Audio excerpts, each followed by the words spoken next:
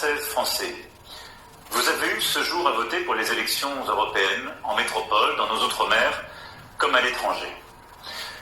Le principal enseignement est clair. Ce n'est pas un bon résultat pour les partis qui défendent l'Europe, dont celui de la majorité présidentielle.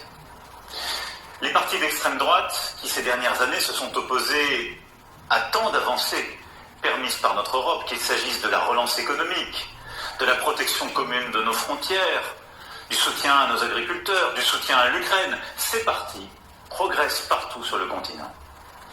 En France, leurs représentants atteignent près de 40% des suffrages exprimés.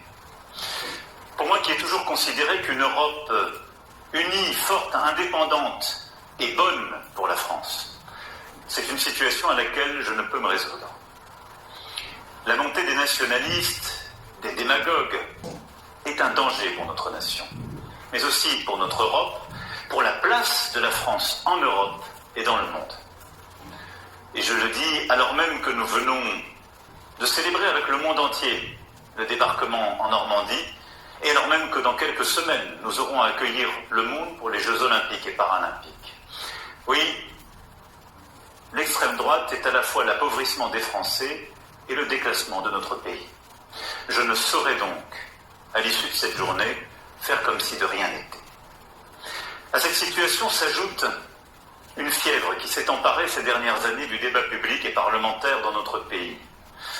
Un désordre qui, je le sais, vous inquiète, parfois vous choque, et auquel je n'entends rien céder. Or aujourd'hui, les défis qui se présentent à nous, qu'il s'agisse des dangers extérieurs, du dérèglement climatique et de ses conséquences, ou des menaces à notre propre cohésion, ces défis exigent la clarté dans nos débats.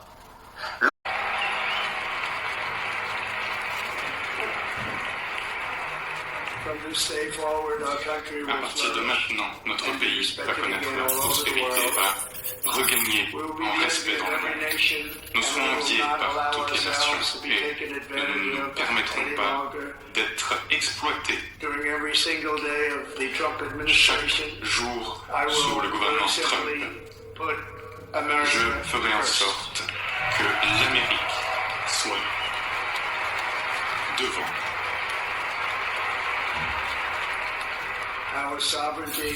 Notre souveraineté sera regagnée, notre sécurité sera restaurée, la justice connaîtra un rééquilibrage, la violence vicieuse, l'exploitation de la justice va prendre fin.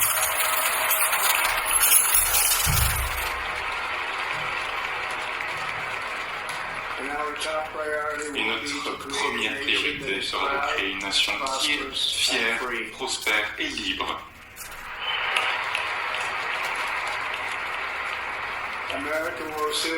L'Amérique sera bientôt plus grande, plus forte et bien plus exceptionnelle qu'auparavant.